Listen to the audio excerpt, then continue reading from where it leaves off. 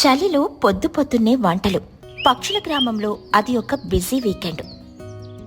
చిచ్చుకాకి మరియు చోటు చిలుకలకు సిటీలో అర్జెంట్ పని పడింది. బ్యాంక్ పనులు, షాపింగ్ పనులు అంటూ ఒక 2 రోజులు ఊర్లో ఉండలేమని డిసైడ్ అయ్యారు. కాని సమస్య ఎక్కడొచ్చిందంటే వాళ్ళ పిల్లలు చిన్ను మరియు బన్ను. వాళ్లను తీసుకెళ్తే పనవ్వదు, తీసుకెళ్లకపోతే ఇంట్లో ఉండరు. అప్పుడు వాళ్లకు కనిపించిన ఏకైక ఆప్షన్ తుని పిచ్చుక ఇల్లు. తుని ఇల్లు సేఫ్ అండ్ బెస్ట్ అని ఫిక్స్ అయిపోయారు. సాయంత్రం 5 గంటలు చిచ్చు, చోటు తమ పిల్లల లగేజీలతో తుని ఇంటికొచ్చారు. బన్ను చేతిలో ఒక పెద్ద స్నాక్స్ సంచుంది. తుని, మా చిన్నగారిని నీ చేతుల్లో పెడుతున్నా. వాడు చాలా డెలికేట్. రాత్రి పడుకునేటప్పుడు వాడికి ఏసీ ఉండాలి, కాని చలి వేయకూడదు. ఫ్యాన్ ఉండాలి, కాని గాలి రాకూడదు. అర్థమైందా? తుని పిచ్చుక తలకొక్కుంటూ, ఏసీ ఉండి చలి వేయకూడదా, ఫ్యాన్ ఉండి గాలి రాకూడదా?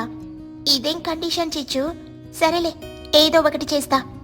తుని, మా బన్నుగాడి సంగతి నీకు తెలిసిందేగా. వాడికి అర్ధరాత్రి ఆకలేస్తుంది. అందుకే ఈ సంచి నిండా మురుకులు, లడ్డూలు తెచ్చాను. వాడు అడిగినప్పుడు ఇవ్వు. మరీ ఎక్కువ అడిగితే నా పేరు చెప్పి భయపెట్టు. అమ్మా, భయపెట్టడం ఎందుకో? ఆ సంచి నా పక్కనే పెట్టేస్తే నేను మేనేజ్ చేసుకుంటాగా. మీరు నిశ్చింతంగా వెళ్ళండి. బుజ్జి ఉంది కదా, ముగ్గురు కలిసి ఆడుకుంటారు. చిచ్చు, చోటు సిటీకి వెళ్లిపోయారు. బన్ను, చిన్ను, బుజ్జి ఆనందంగా గంతులేశారు. యాహో, నైట్ అవుట్. ఈ రాత్రి మనం నిద్రపోకూడదు. దయ్యం కథలు చెప్పుకుందాం. వద్దురా, నాకు భయం. మనం సినిమా పాటలు పాడుకుందాము. రాత్రి 11 గంటల వరకు అల్లరి చేసి అలసిపోయి ముగ్గురు తుని ఇంటి హాల్లో చాపలు వేసుకుని పడుకున్నారు. ఫ్యాన్ తిరుగుతోంది. హాయిగా నిద్ర పట్టింది. సరిగ్గా అర్ధరాత్రి 12 గంటలు టుప్మని శబ్దం వచ్చింది. ఫ్యాన్ ఆగిపోయింది. ఇల్లంతా చిమ్మ చీకటి. బుజ్జి పిచ్చుక నిద్రలో కదిలి, ఫ్యాన్ ఆపేశావా? ఉక్కపోస్తోంది. తుని పిచ్చుక పక్క గదిలో నుండి, నేనాపలేదు బుజ్జి, కరెంటు పోయింది, పవర్ కట్, కాసేపట్లో వస్తుందిలే, పడుకోండి. కాని పవర్ రాలేదు. దానికి బదులుగా ఒక భయంకరమైన సైన్యం అక్కడికొచ్చింది. అది దోమల సైన్యం. బన్ను చిలుక నిద్రలో చెవి దగ్గర శబ్దం విని, ఏంటది? హెలికాప్టర్ ల్యాండ్ అవుతుందా? సౌండ్ వెరైటీగా ఉంది. అమ్మో, ఏదో కుట్టింది. నా బుగ్గ మీద కుట్టింది. నా అందమైన బుగ్గ. దోమలు ముగ్గురి మీద దాడి చేశాయి. అవి మామూలు దోమలు కాదు, కరాటీ నేర్చుకున్న దోమలు. బన్నుని ముక్కు మీద, చిన్నుని కాళ్ల మీద, బుజ్జిని చేతుల మీద కుట్టడం మొదలుపెట్టాయి. బన్ను చిలుక టపటపామని తనని తాను కొట్టుకుంటూ, ఒరే, ఇవి దోమలు కావురా, డ్రాకులాలో. నా రక్తం మొత్తం తాగేస్తున్నాయి. నాకు జ్యూస్ కావాలి. రక్తం రీఫిల్ చేసుకోవాలి. బుజ్జి, ఫ్యాన్ వెయ్యవే ప్లీజ్. కరెంట్ లీటర్ ముట్టుగా ఫ్యాన్ ఎలా ఇష్టము? అమ్మా, అమ్మా, లే, మేం చేస్తున్నాము. పిల్లల అరుపులకు తుని పిచ్చుక నిద్ర లేచి వచ్చింది. ఏమైందిరా, ఎందుకు అరుస్తున్నారు? అంటే మీ ఇంట్లో దోమలు పార్టీ చేసుకుంటున్నాయి. మెనూలో మేమే ఉన్నాం. ఇక్కడ ఒక్క నిమిషం కూడా ఉండలేము. ఏదో ఒక దారి చూపించండి. అయ్యో, ఇన్వర్టర్ కూడా ఛార్జింగ్ లేదు. లోపల ఉక్కపోతగా ఉంటే దోమలు ఎక్కువగా కొడతాయి. ఒక పని చేద్దాం, బయట వరండాలో ఆ వేప చెట్టు కింద మంచాలు వేసుకుని పడుకోండి. బయట చల్లటి గాలి వస్తుంది, దోమలు కూడా ఉండవు. బయట అక్కడ దయ్యాలుంటాయేమో. దయ్యాలు లేవు, ఏమీ లేవు. నేను కూడా బయటే పడుకుంటా, పదండి. తుని పిల్లలు కలిసి 3 నులక మంచాలను ఇంటి బయట వేసుకున్నారు. దుప్పట్లు తెచ్చుకున్నారు. బయట వాతావరణం చాలా చల్లగా హాయిగా ఉంది. దోమల బాధ తగ్గింది. బన్ను చిలుక దుప్పటి ముసుగు తన్ని, అమ్మయ్య, దోమలు పోయాయి కానీ చలి పూలొచ్చింది. అంటే నాకు 2 దుప్పట్లు కావాలి. నాకు కూడా. నా ముక్కు గడ్డ కట్టి రాలిపోతుందేమో. ఎలాగోలా ముడుచుకుని దుప్పట్లలో దూరి ఒకరినొకరు తన్నుకుంటూ ఎట్టకేలకు నిద్రపోయారు. ఉదయం 5 గంటలు. కోడి ఇంకా కూయనే లేదు కాని తుని పిచ్చుక మాత్రం లేచింది. ఆమెకు పొద్దున్నే లేవడం అలవాటు. పిల్లలు పక్కనే మంచాల మీద గాఢ నిద్రలో గురకలు పెడుతూ పడుకున్నారు. తుని పిచ్చుక నిశ్శబ్దంగా నడుస్తూ, పాపం పిల్లలు, రాత్రి దోమల వల్ల నిద్రపోలేదు. ఇప్పుడు హాయిగా పడుకున్నారు. డిస్టర్బ్ చేయకూడదు. నేను ఈలోపు వంట చేసేస్తాను.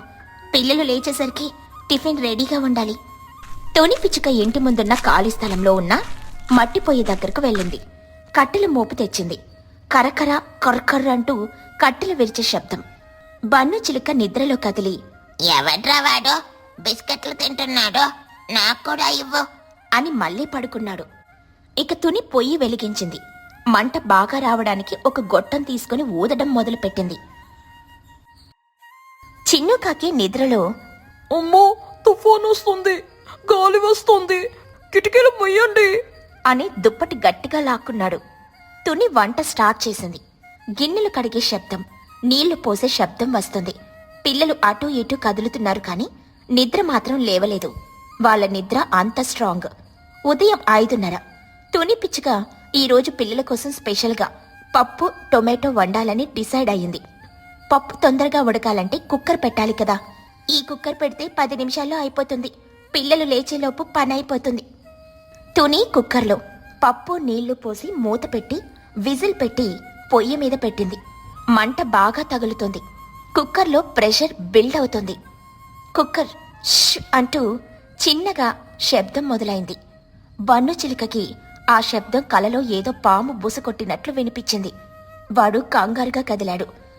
కుక్క ష్ అంటూ శబ్దం పెరుగుతోంది. సరిగ్గా అప్పుడే మొదటి విజిల్ వచ్చింది. ధడారని పెద్ద శబ్దం వచ్చింది. చలికాలం నిశ్శబ్దంలో ఆ శబ్దం బాంబు పేలినట్లు వినిపించింది. పన్ను, చిన్ను, బుజ్జి ముగ్గురు ఒక్కసారిగా మంచాల మీద నుండి కింద పడ్డారు. బన్ను చిలుక గట్టిగా అరుస్తూ, అమ్మా, బాంబు బాంబు, ఉగ్రవాదులొచ్చారు, రన్ రన్, నా లడ్డూలు సేఫ్ నా? ఏంటి భూకంపమా? ఇల్లు కూలిపోతుందో? తుని ఆంటీ కాపాడండి. అరే, అది బాంబు కాదురా, కుక్కర్ విజిల్. మా అమ్మ పప్పు వండుతోంది. బన్ను చిలుక గుండె పట్టుకొని తుని వైపు ఆంటీ, మీరా? నా గుండె ఆగిపోయింది తెలుసా? పొద్దున్నే ఆ కుక్కర్ ఎందుకంటే మనిషిని చంపడానికా? అయ్యో సారీరా బన్ను, పప్పుడికాలి కదా. ఇంకొక విజిల్ వస్తే ఆపేస్తాను, పడుకోండి. పడుకోవడమా? బాంబు పేలాక ఎవడైనా పడుకుంటాడా? సరే, త్వరగా ఆపేయండి, నా కళ్ళల్లో నిద్ర ఉంది. పిల్లలు మళ్ళీ మంచాల మీదకెక్కి దుప్పటి కప్పుకొని కళ్ళు మూసుకున్నారు. హమ్మయ్య, ఆపేస్తుందిలే అని అనుకున్నారు. కాని తుని పిచ్చుక ఆలోచన వేరు.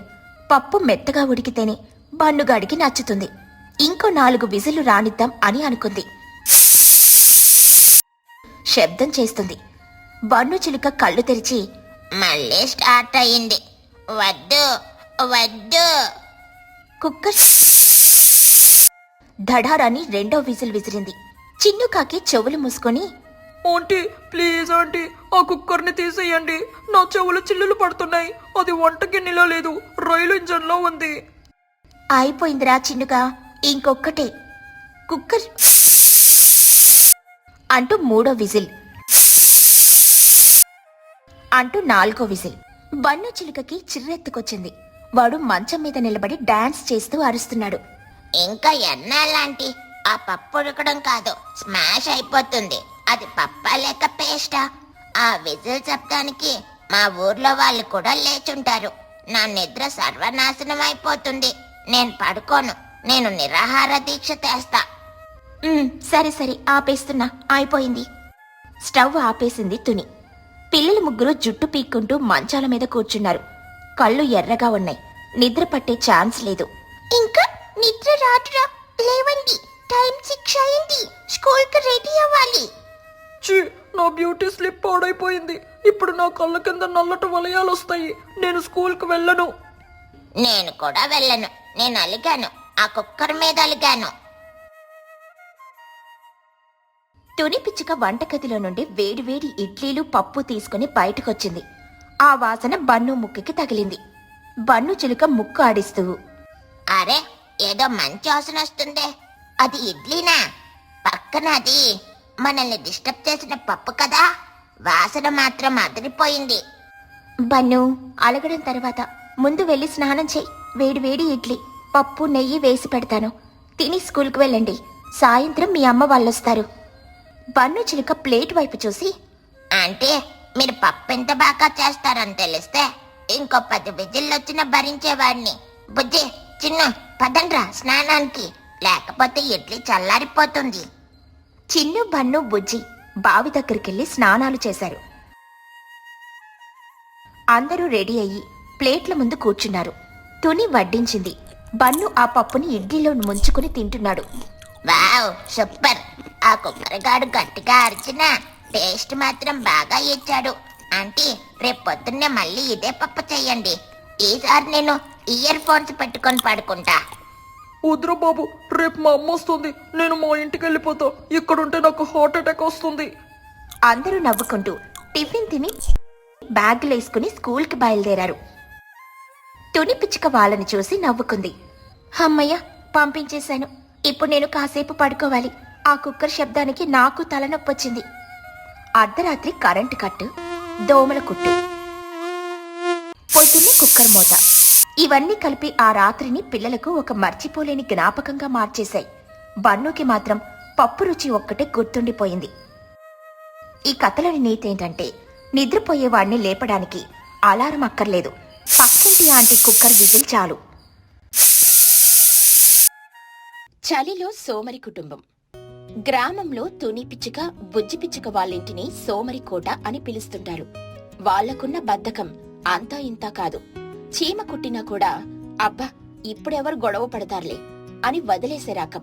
అయితే ఎప్పుడు యాక్టివ్గా ఉండే తిండి విషయంలో మన బన్ను చిలుక వీళ్ల సావాసం చేసి ఎలా చెడిపోయాడో, ఒక చలి రాత్రి వీళ్లు చేసిన నిద్రోత్సవం ఎలా జరిగిందో ఈ కథలో చూద్దాం. తుని పిచ్చుక ఇంటి ముందున్న పెద్ద వేప చెట్టు కింద 3 నులక మంచాలు వేసి ఉన్నాయి. అక్కడ తుని పిచ్చుక, బుజ్జి పిచ్చుక, బన్ను చిలుక కూర్చునున్నారు. వారి ముందు పెద్ద పెద్ద విస్తరాకులు కూడా ఉన్నాయి. విస్తరాకుల్లో కొండలాంటి అన్నం, బకెట్ల కొద్ది సాంబార్, 10 రకాల కూరలు ఖాళీ అయిపోయాయి. బన్ను చిలుక పొట్ట ఒక చిన్న పుచ్చకాయలా ఉబ్బిపోయింది. తుని పిచ్చుక గొంతు వరకు తిన్న తర్వాత కనీసం చేతిలో ఉన్న ఆకు తీయడానికి కూడా బద్దకిస్తూ, అబ్బా బుజ్జి, ఈ రోజు వంట బాగా కుదిరిందే, కానీ అన్నం తిన్నాక చేతులు కడుక్కోవాలంటేనే పెద్ద టాస్క్ లా అనిపిస్తోంది.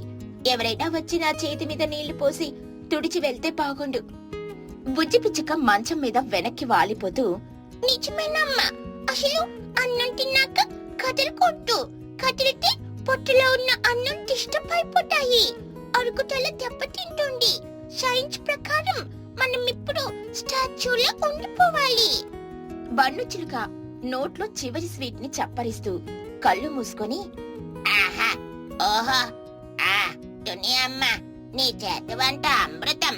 ఆ గుత్తొంకాయ కూర, ఆ పప్పు చారు, అబ్బా నా పొట్ట ఇప్పుడు ఫుల్ ట్యాంక్ అయిపోయింది. ఇప్పుడు నన్ను లేవమని ఎవరన్నా అడిగితే వాళ్ళ మీద కేసు పెడతాను. నా వల్ల కాదు బాబోయ్. ఓరే బన్ను, నువ్వు మా ఇంటికొచ్చి మంచి పని చేశావు. ఒంటరిగా తినాలంటే బద్ధకం వేసేది.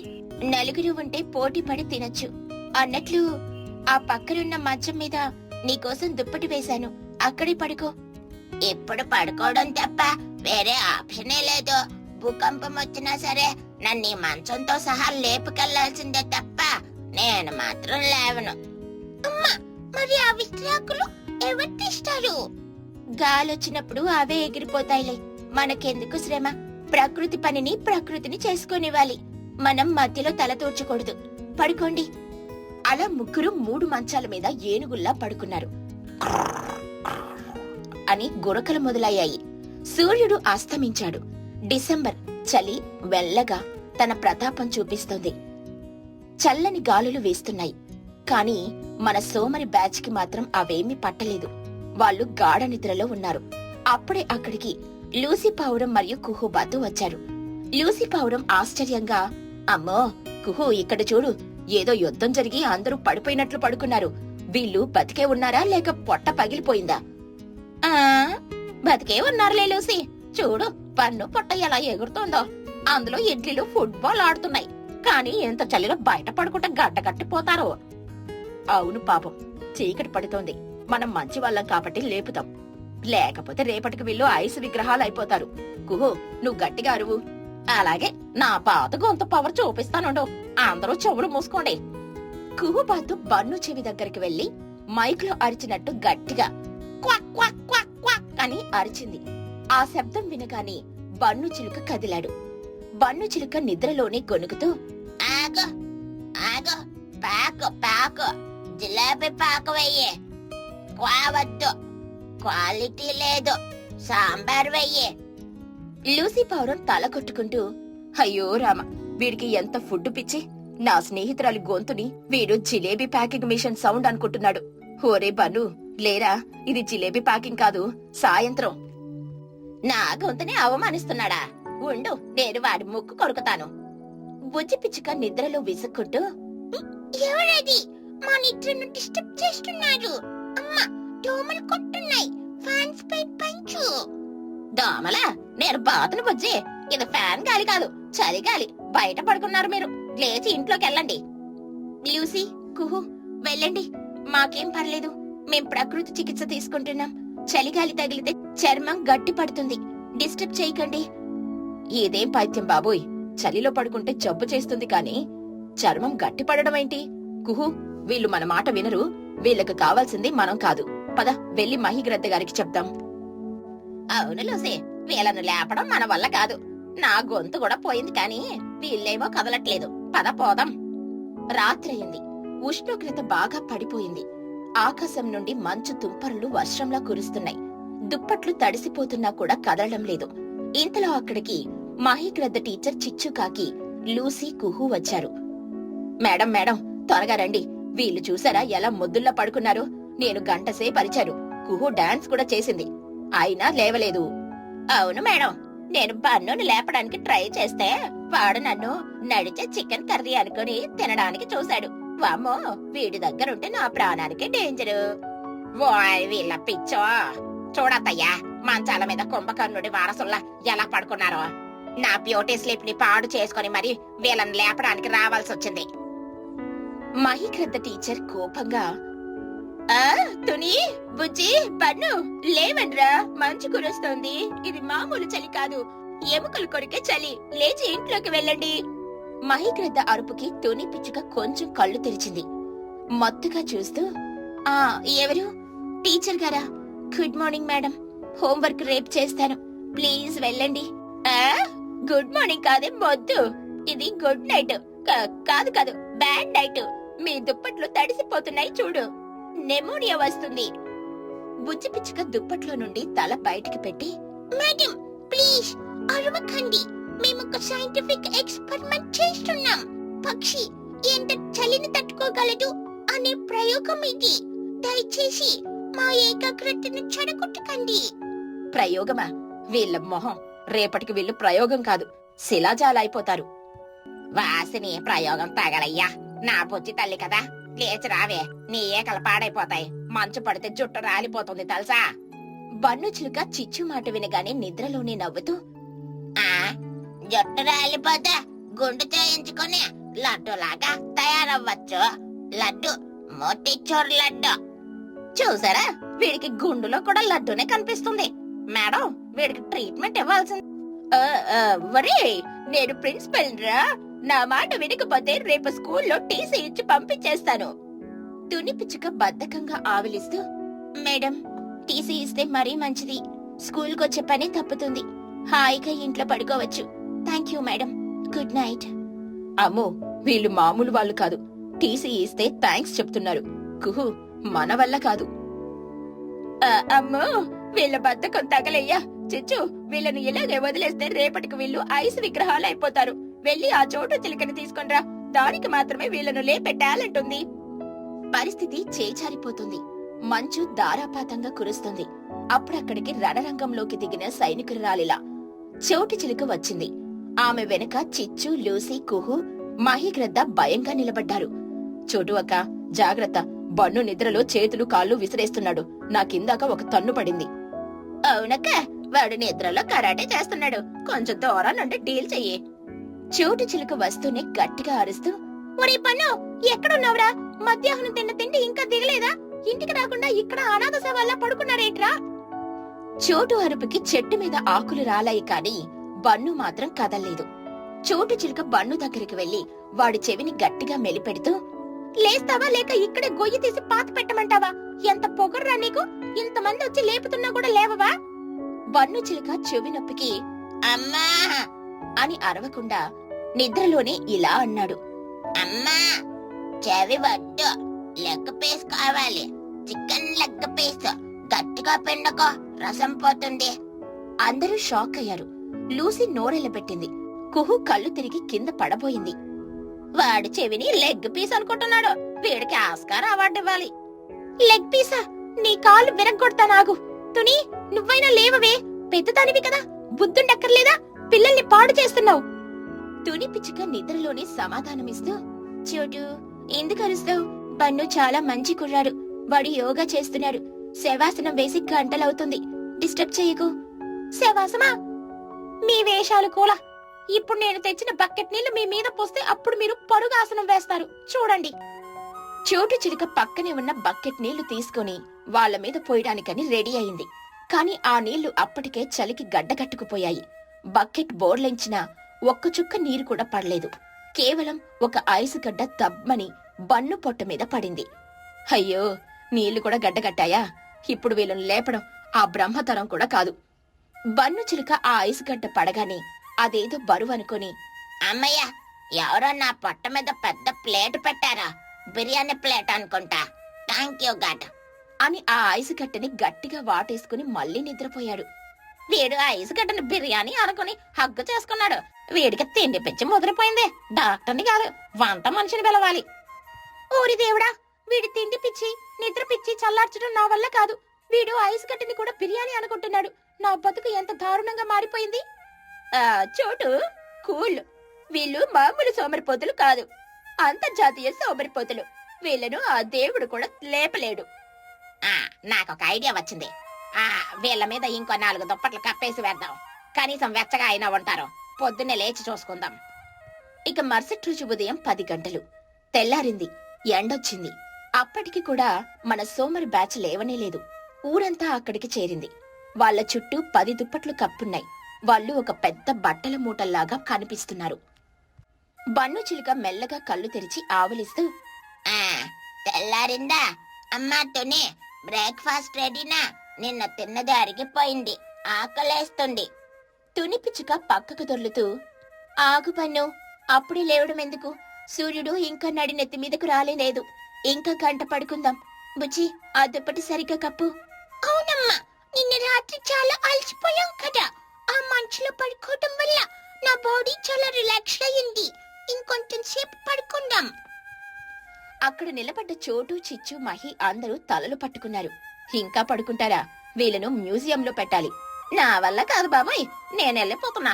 వీళ్ళని చూస్తే నాకు కూడా నిద్ర వచ్చేస్తుంది. మీకు దండరా బాబు, మీ సోమర్తనానికి ఒక విగ్రహం కట్టించాలి. పదంట్రా నాయనల్లారా, ఇంటికి పదండి. ఇంటికా? నడిచి రావాలా? ఎవరైనా ఎత్తుకెళ్తే బాగుండు. చివరకు అందరూ కలిసి బన్నుని, తునిని, బుజ్జిని మంచాలతో సహా ఎత్తుకునెళ్లి వాళ్ల ఇళ్లల్లో పడేయాల్సొచ్చింది. అలా తుని, బుజ్జి, బన్నుల సోమరితనం ముందు చలి, మంచు, వర్షం, చివరకు చోటు, కోపం కూడా ఓడిపోయాయి. ప్రపంచంలో ఏ శక్తైనా వీళ్ల నిద్రను చేయించలేదు, ఒక్క ఆకలి తప్ప. చలిలో సోమరి కుటుంబం కథ గ్రామంలో ఒక చరిత్రగా మిగిలిపోయింది.